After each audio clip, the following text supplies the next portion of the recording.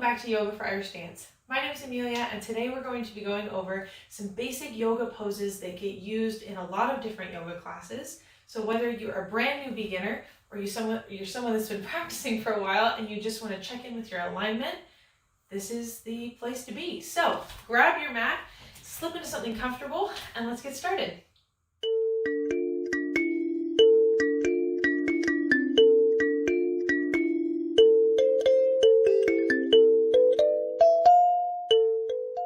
So we're actually going to start seated in our easy pose. And it's as easy as sitting cross-legged. That's all it is. So you sit tall.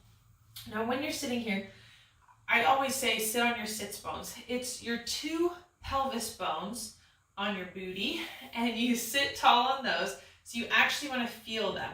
And then from there, you lengthen up your spine, and hands can kind of fall wherever you want them to. I like to bring them to my knees. We're just going to start by bringing a little bit of breath awareness here. So inhaling deeply and exhaling deeply. And whether or not you inhale and exhale through your nose, or you inhale through your nose, exhale through your mouth, whatever you feel comfortable with, that is perfect. That's one of the beautiful things about yoga. It's for each individual practitioner. So wherever you're at today, wherever your body's at, just honor that.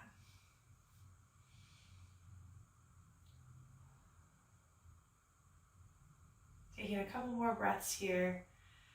If the mind begins to wander at all, just gently bring it back to that inhale and exhale.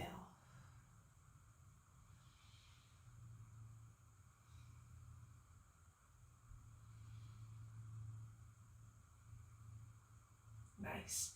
We're now going to gently roll over the tops of the feet to come to our tabletop position. So tabletop is kind of where we go to get to, it's where we go to get to our cat-cow, our down dog, lots of poses from our tabletop position. So to set up, the hands, the wrists need to be under the shoulders, and we're not caving in, we're pressing away from the floor, we're active here. And the knees are right under the hips, and that's, for me, 2 fists apart, but it's like 1.5 to 2 fists for most people. So check in that you're there, and then pull the navel to spine, long from the top of the head to the back of that tailbone, extending both directions here with your energy. From here, we can move to our cat-cow. So on our inhale, we expand the belly, we drop it down, it's filling with air for our cow. And on our exhale, we press up, up, up, away from the earth, pull the navel to spine, round the spine. Exhale all the air for our cat. And then we just repeat that again, articulating the vertebrae, warming up the back, the core.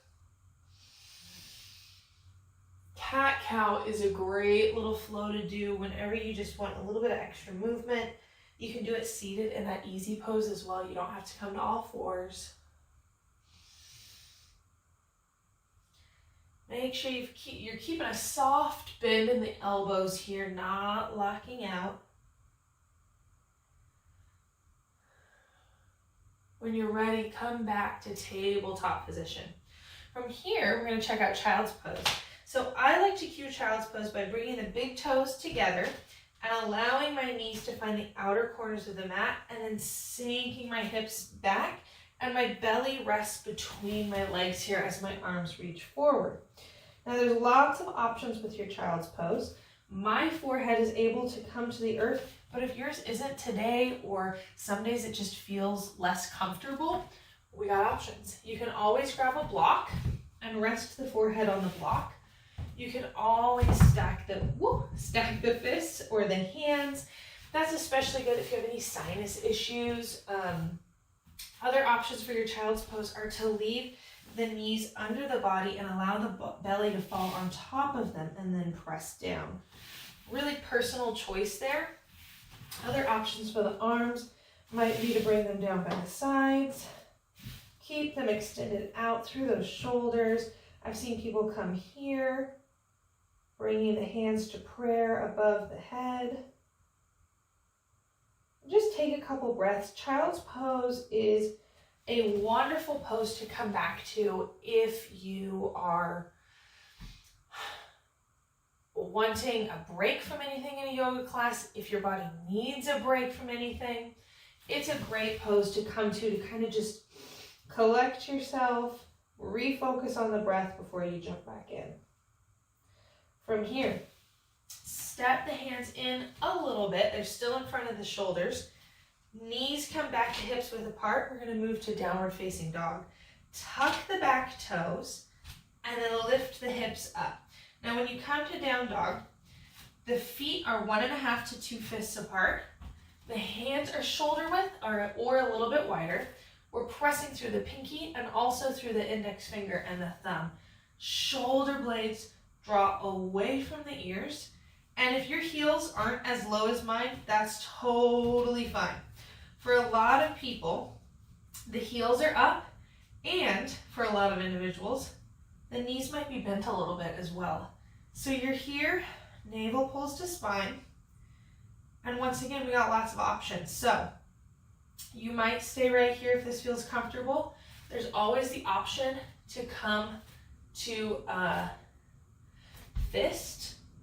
There's also an option if that doesn't feel comfortable, because sometimes that puts a little bit of pressure on the fingers. So if you don't want pressure on the fingers, pressure on the wrists, there's always the option to grab blocks and elevate a little bit to here.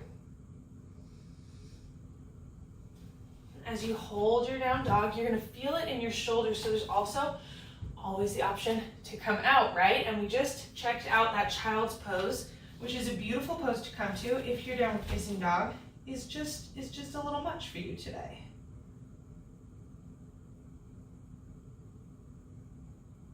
Allow the knees to bend if you need them.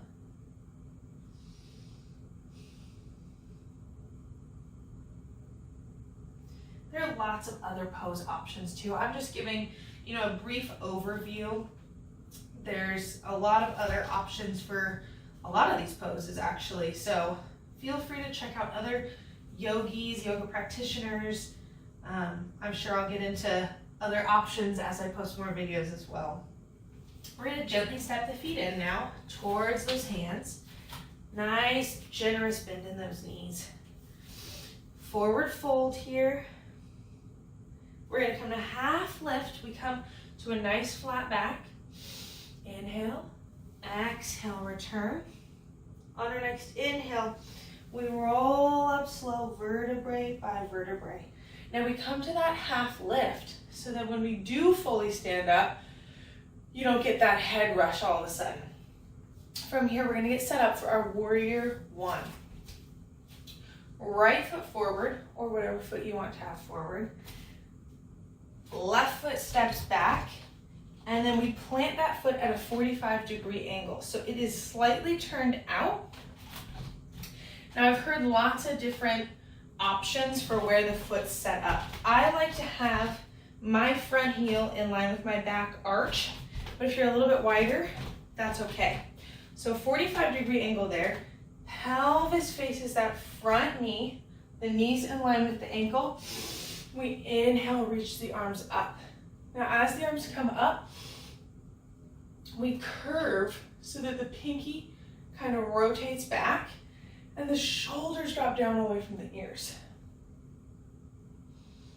So we have, this is a full body pose here. We've got the arms working, we got the front leg working, we got the back leg working. From our warrior one, we're going to open to our warrior two. For that, we turn to face the long edge of our mat, pelvis turns, chest turns, and we open the arms up here. Now, some people will leave the foot planted at the 45 or shift that foot so that it's parallel to the back of the mat. Up to you. Check in with your pelvis. Where does it need to be? Where feels comfortable for your body? That's what's most important. I like to leave mine at that 45-degree angle. It just feels more comfortable for me here. Do a little check-in, flip the palms, make sure those shoulders are really down and back. Flip them back over. Inhale, exhale, come out of that bend. We're just gonna switch the feet over to our second side. So same stuff, second side, back foot's at that 45-degree angle. Bend deeply into that front knee, keep that knee over that ankle. Turn the pelvis to face the front knee. Inhale, reach the arms up, pinky rotates back, shoulders draw down, melting down the spine. So you might even check in, pull the shoulders to ears, and then exhale, release them down. See how that feels. We're still keeping the core engaged as well.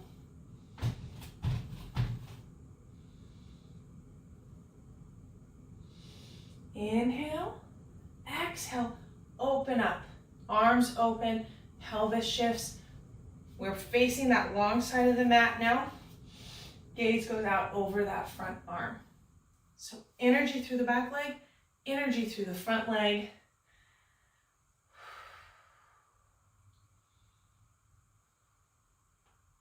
Warrior poses are wonderful. They're strong poses, they're grounded poses. Flip the palms, check in with those shoulders. Flip them back over. Inhale, exhale, gently straighten that knee, tiptoe the feet in. We're gonna come to our Tedasana or mountain pose. So feet are parallel, hips width apart. Some people also like to bring the feet nice and tight together, totally optional.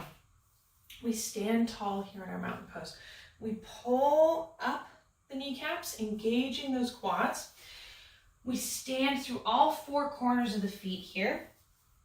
We pull the navel to spine, elongate a little bit taller, shoulders looping down and back, palms face the front of the room. Take a breath here. Mountain pose is a wonderful grounding pose. Energy extending through the earth and up as well through the top of the head.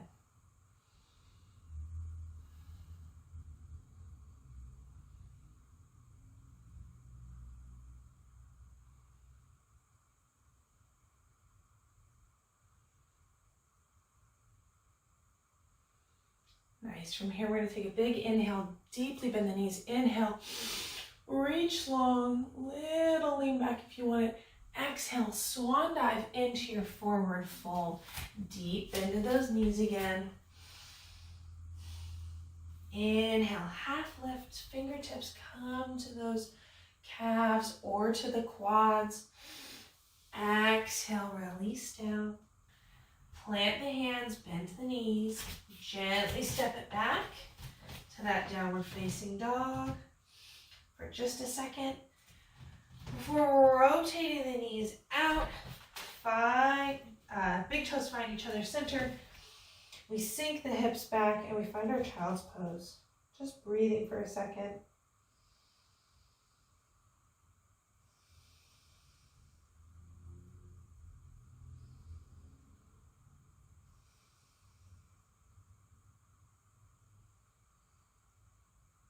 Inhale, exhale, gently walk those hands up, bring the knees together, find one hip, and meet me in your nice, tall, easy pose again.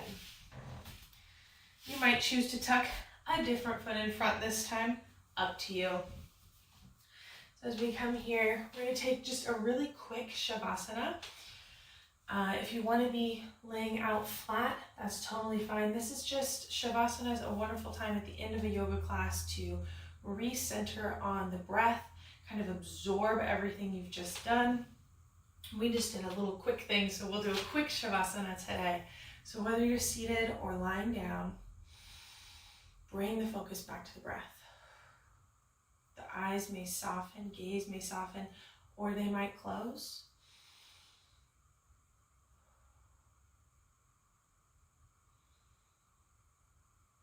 Once again, if the mind begins to wander, just gently acknowledge whatever it is that the mind has begun to focus on, and then shift the focus back to the inhale and the exhale.